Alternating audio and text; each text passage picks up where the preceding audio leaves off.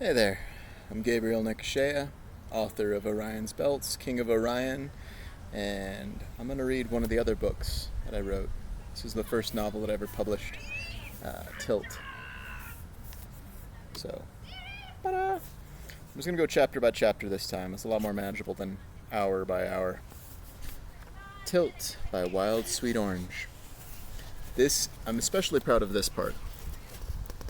So, you know how different Pokemon have like different type advantages? For the game of Tilt, these are the emotional type advantages conferred by the different songs that are played, but never mind all that. Tilt by Wild Sweet Orange, Chapter 1. The doctor motioned Mateo onto a cross between a dentist's chair and Wintergarten's marvelous marble music machine. Above the seat dangled robotic tools and strange devices on spindly arms. As he flopped into position, he caught a faded scent of bubblegum from the chair's material. He assumed it was a nanobot-based piece of furniture, the kind that cleaned itself between patients. Please relax so the automated anesthesiologist can put you under when the time comes. It is imperative that we keep you still throughout the installation due to the precise location we need to insert the leader nanos. So we're going to put you to sleep and secure your head while the surgery takes place. After that's done, you and your friend will need a ride home. Are your parents coming to pick you up? No, another friend will. Is that okay? That will be fine. The seat molded to fit Mateo's body. He shifted uncomfortably and wondered if he'd leave a butt-shaped imprint when he stood up. There is some paperwork before we proceed. The first form you need to fill out simply states that you're here of your own free will and are of sound mind. Your friend is filling out the same forms with Dr. Marsh, next door. Need a pen? Here. Once you've signed that, we can go through your medical history. Your parents already took care of the information, so please just make sure it is correct.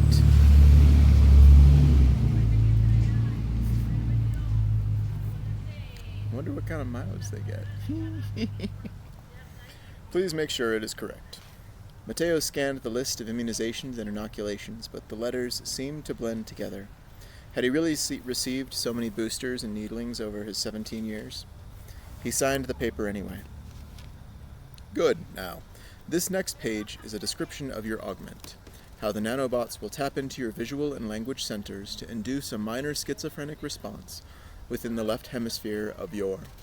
The doctor's eyes glazed over as he launched into a speech he'd pre-programmed into his augment to read by rote every time someone came to get a spike of their own. Mateo tried to listen and read at the same time.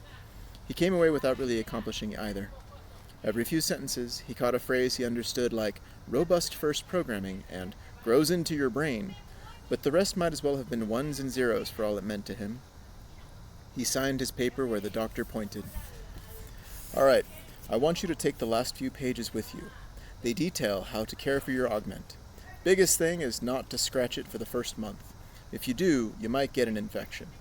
Also, there will be a slight bulge into the augment as the nanobots work their way into your neural mesh. If you scratch at it before they work their way in, you will lose some performance. You can shower with it per normal, but make sure you don't do any diving or skydiving or anything too strenuous until after the excess nanobots are flat against your skin. Mateo signed the paper, then realized he probably didn't need to, seeing as it was his to keep. Any questions? Yeah. How do I download apps, and what if something goes wrong and I want to uninstall the spike? Downloading apps is as simple as with your cell. Once you practice with the interface and set it up the way you like, you should be fine. As for uninstalling your augment, that requires a hard command signal and reversing the installation process. Should take the same amount of time, but you'll have to come back in for the final removal so we can seal up the tiny hole in your skull. Mateo smiled for the doctor's benefit and waited patiently for him to go on. They stared at one another. The doctor's own smile never reached his eyes. Thank you, said Mateo. I think I'm ready to get started. A moment later, a cold metal disc moved down from among the chair's numerous instruments and pressed itself gently against the left side of Mateo's head. The doctor handed him a mask. He obediently put it over his mouth and nose. The mask's edges pinched his cheek slightly as they formed a seal. A screen descended from above the chair and presented a light blue set of crosshairs with the words, "Please focus here," in cool green lettering. Moisture quickly pervaded the air inside the mask, a cherry-flavored haze that seemed to seep through the back of Mateo's throat and into his mind. His eyelids grew heavy. Mateo considered the first few apps he would install. He knew many of the basics, like a phone, a calculator, a camera, and an internet browser would come prepackaged in, but if the spike his parents paid for would start with any social media or movies or games was beyond him. The blue crosshairs and the green lettering blurred.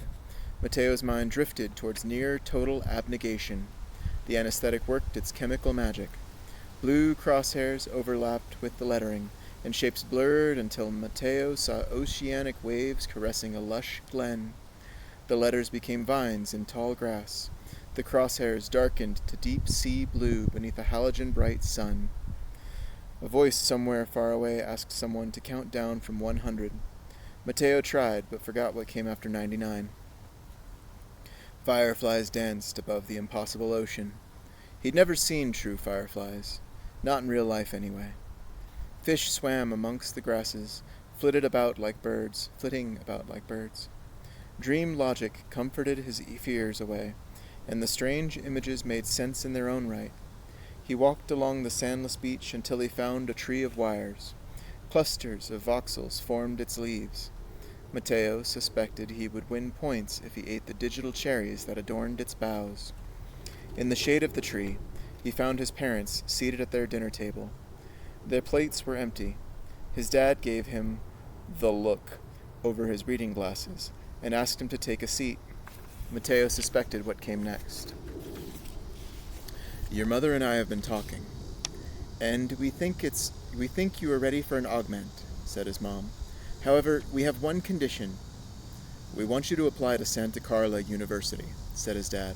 "It would mean a lot to us. And if they accept you, you could be close to home. We could help you. We want to help you." Mateo started to speak, but his mom cut him off. "You might not think you need help, but you don't know what it's like out there. Plus, you wouldn't even need to stay with us. They have dorms. You could visit us whenever you like," said his dad. "I'm not sure I want any of this," said Mateo. "Dare and Mel are going to UC Silica." "They're applying to UC Silica," said his mom. "Melissa's a sharp kid. Daryl probably has his sports scholarship in mind. Are your grades as good as Melissa's?" "Mom, you could have joined clubs, sports, gaming, something. Anyway, it never hurts to have a plan B," said his dad. "So you're going to buy my spike, but you don't think I can get in? UC Silica was made for people with augments. It's the best." "You don't even know what you're going to major in yet," said his mom. "How do you know they're the best?" "SCU is good too," said his dad. "It was good enough for us," said his mom. "But Santa Carla University is not good enough for me," thought Mateo. "This city is a trap." "Your mother and I love you very much," began his dad, but Mateo was already walking away. He marched away from the ocean towards the denser and darker greens inland. He saw a girl with kabuki makeup standing in a beam of sunlight that defied the darkest part of the tangle. Dare and Melissa stood together in a separate patch of sunshine nearby. Mel laughed into her hand at Dare's joke, but Mateo could not make out their words. When her hand came away, Mateo was surprised to see her sister standing in her place. Without his notice, Mel's prim cardigan and pleated skirt became Carissa's favorite hoodie and cargo pants. When Kara laughed, her braces glinted with the halogen sun. He started their way. However, the nearer he came to the edge of the sunlight, the thinner and more translucent his friends became. When he stepped into the light, they were nowhere to be seen. Mateo started towards the kabuki girl. Halfway there, both lights vanished. He wandered alone in the dark. The cheerful teals of the impossible coast were gone, replaced by a sickening, mossy umber. He turned, but without a point of reference, could not tell how far he had spun. Mateo stumbled. He fell among the vines and grasping roots. The smell of salt water tickled his sinuses, and he could hear the lapping of breakers on the impossible shore. Mateo scrambled towards the sound, but fell again. This time the vines grabbed him. He could feel them slipping around his wrists. They reached for his neck. Matteo kicked at them, tore them from his arms. Behind the darkest green that blocked his vision, strange shapes, too big to be real, moved in a lurching dance. He shouted at what he could not comprehend. He tried to tackle the nearest shape, and found himself covered head to toe in a strange, sticky fluid. It smelled like copper. It tasted like blood. Darkness enclosed him deeper within its folds. In the last few dim moments, he saw a familiar face from within the black. His brother grinned back at him. His brother's face leered in tatters, the skin rotted through and mossy. A spider poked needle-like legs out of the ghost's eye socket before scrambling across Michael's cheek. Whimpering through the nightmare, Matteo curled into a ball and squeezed his eyes shut. He came out of the dream with blessed drug-addled fogginess. Matteo remembered darkness and the conversation with his parents, but not much else. "You look like you're growing a horn out of the side of your head," said a familiar voice. Dare sat across from Matteo's operating chair, smiling from ear to augment. His spike looked like a small, black mushroom that had decided to grow just above and in front of his left ear. "How's your head feeling?" Matteo searched himself for pain, but felt nothing. When he worked his jaw, he felt a slight twinge, but it was barely noticeable. "It feels all right," said Matteo. "Crazy, right?" said Dare. "Glad to hear it." The doctor stepped into Matteo's line of sight.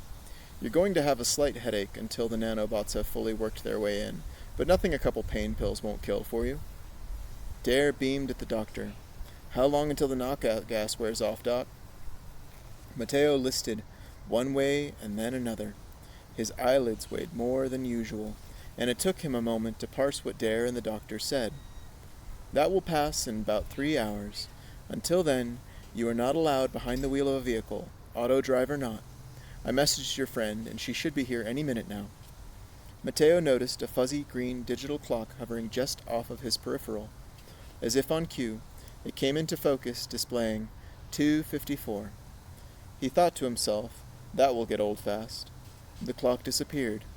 "Too cool," he said. "It's just Mel, man. Nothing to get excited about," said Dare. "Dude, I had the weirdest dream about you and her while I was under. My parents were there too, and there were fish flying around on land, and we were by the sea." Dare gave a pronounced yawn. He said, "That's cool. So, Doc, is the stuff the Wonder Chair gassed me with going to show up on drug tests?" "No. Again, you'll be fine." "That's a relief. Thank you. Hey, Matteo, are you seeing a little red clock floating around?" "Yeah, but mine's green," said Matteo. "That's a good sign," said the doctor. "When you wake up tomorrow, your new augment will have calibrated to the point where you may add applications. Until then, you both should get some rest." The doctor led them out into the waiting room, where Mel sat among the crowd with her legs crossed. The words, "Melissa Rodriguez," hovered above her head. Some of the other people in the waiting room had their names displayed above their bored faces. But not all of them.